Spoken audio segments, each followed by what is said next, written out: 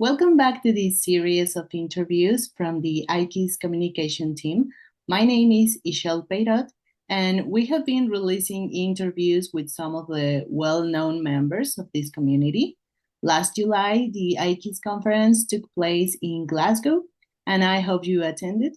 During this conference, several awards were given to researchers, and one of them went to our interviewee today, Livio Provenzi, Associate Professor who just won the Translational Science Award. Hello, Professor Livio.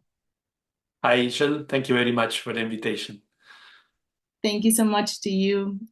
We would like to learn more about your research, so we can start with a brief introduction, including the name of your laboratory and your research line or your research lines, if there are many of them. Yes.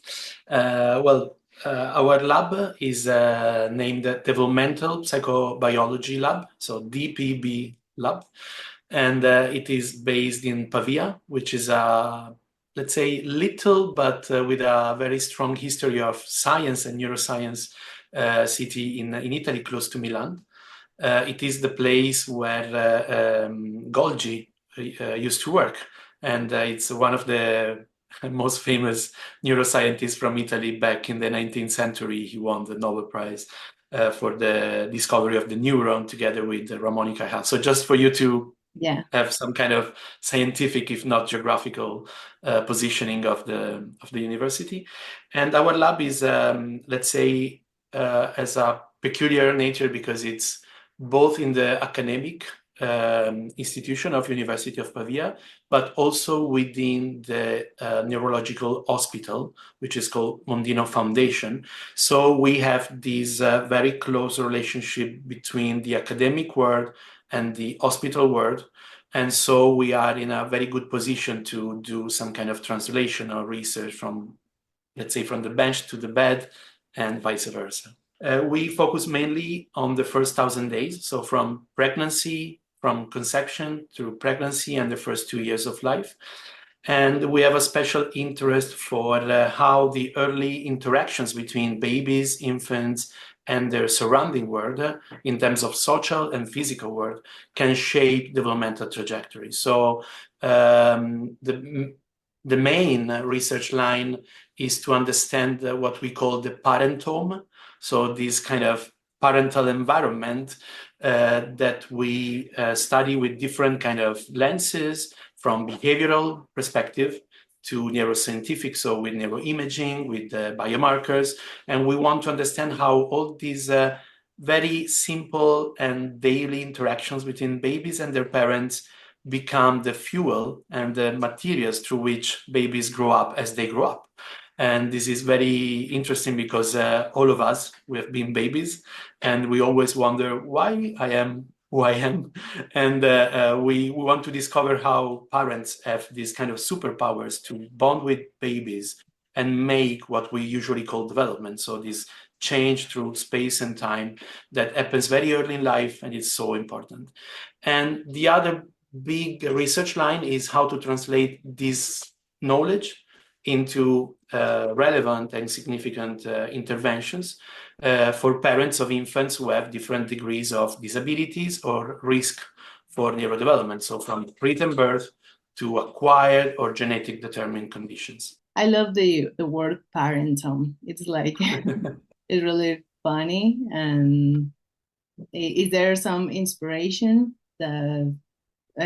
Yes, I mean, I have to say that it's something that we borrowed from other colleagues because we know very well about the epigenome or the genome, and someone talks about the envirotome or about the interactome. I heard about these kind of concepts from colleagues like Timo Berlander from Vancouver, or even other people recently at Glasgow for the ICIS. So we like to consider, we like the term parentome because help us to frame parents not as a series of skills, of capabilities or actions, but as a place. We really believe that parents are a place, and they are the place where development happens.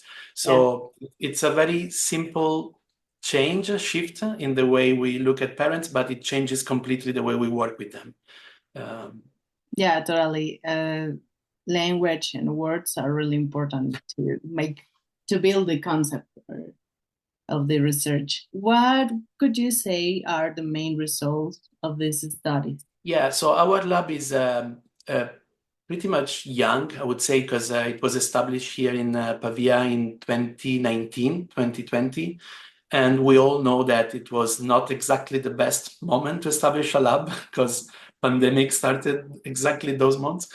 But we were very lucky. So we are now 6 people working stable in the lab, plus the students, the PhD students and the master students.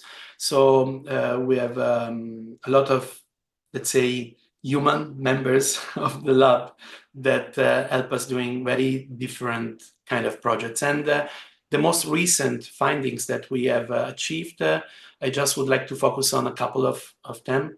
One is related exactly to the pandemic. So we studied let's say, the biological footprints of prenatal stress that pregnant women were experiencing during the pandemic time. So from 2020 to 2022, let's say. And Italy, and especially the place where we are, was exactly the place where pandemic spread at the beginning in Europe. It was the little towns were very close to our university.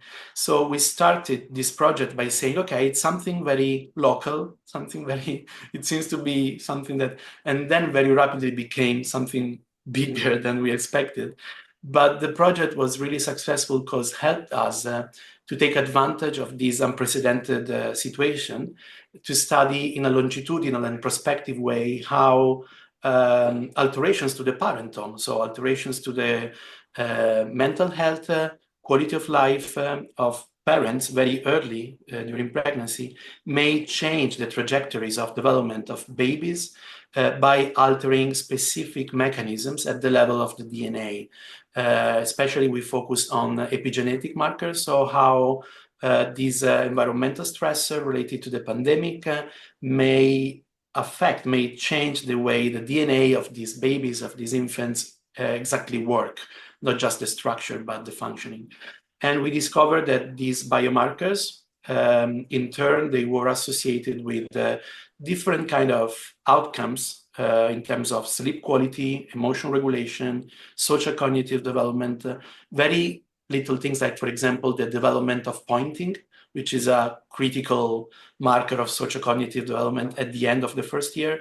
We discovered that infants from mothers who reported greater stress due to the pandemic during pregnancy, they had less development of these kind of precursors. And it was very nice to show this also to families who participated to the study. They were like surprised to say, oh, wow, it's incredible. So little things can change big aspects of development. And another study that we are conducting now is the study of brain-to-brain synchrony between parent and babies by using this hyperscanning paradigm that allow us to use a double EEG setting to discover exactly how the mother or the father and the baby, when they interact together, how do they attune their brain activity, how do they co-regulate it. And we do this in healthy infants and in preterm babies. It is very important because preterm babies, they have, even the healthy ones, they have a history of early separation from the parents due to NICU stay, incubator, and these may affect the way they build these early interactions with the parents. So we want to understand, for the first time, we want to study the brain of preterm babies in the real environment, not just in a machine. And yeah, these are the two main, let's say, projects, the two main bunch of results that we achieved. Okay, so you'll do that in your laboratory and you use that to do interventions, right? So Yes. it's science-based interventions, which is really, really wonderful and very important. Yeah, it is true. And I always say to students that at least in Italy, but I think this applies to many countries, we do research mostly with the money of people, no? So people pay taxes, some of the taxes go to research, and then so we cannot consider the publication on a paper the last outcome of this research. We need to make it something that people can handle, that can say, oh, okay, I like it. I know how my money is used. Yeah. And so we have two ways of giving back to families and to the society, let's say. One is to develop these early interventions for parents. We mainly use video feedback interventions. So we work on the videos of parents interacting with their babies, and we sit in front of the screen together with the parents, trying to increase parental curiosity for their baby behavior. So we don't want to be educational that much. This is why I said parents are a place, not a set of skills. But we want to ask the parents, okay, what's happening in the mind of your baby now? Maybe we have a baby of 2 months. It's very difficult to imagine. Yeah. But we believe that this is the critical point. So to have a curious parent, which becomes the better place for development. And the other way in which we try to be translational is to this is more funny probably, to create social events for the citizens. We did this multiple times, and we are doing this again in the upcoming fall. We build up events with scientific communication to naive people, to the citizens, mixed together with live music. So we have some colleagues and some friends who are very good in playing music, and myself, I teach in a music school. So we try, and this is very funny because it's like a series of nights for citizens, free, open to anyone. And I say something, then there is music, then I say something, there is another music. So it's really engaging moment that I hope helps to bridge the gap between citizens and science, because trust in science during the pandemic really fall down, I think, to a minimum. Yeah, I know. Also, with all the social media, it's a Yeah. little misinformation sometimes in all the videos. And what drives your passion for infant research? uh, well, it's a difficult question because it came up when I was a student in psychology and neuroscience. I really didn't know what I wanted to do. I was pretty much unsatisfied with the, let's say, basic knowledge that were provided to us in the academia at that time. Then I found, by chance, just because a professor suggested me, oh, why don't you read this book? I found the work by Louise Sander, and then Edward Tronick, and Beatrice Bibb, and Messinger, and all these big guys and big women. And then I said, okay, this is exactly the way I want to think about development. This is how I trust this way of framing human development. And so I started to build my passion about this kind of research, this field, from this. And the second point was, the second key moment was to meet a mentor who really was investing in young students, in young scholars. And I really found a place that was nurturing for my enthusiasm, for my passion, for my ambition.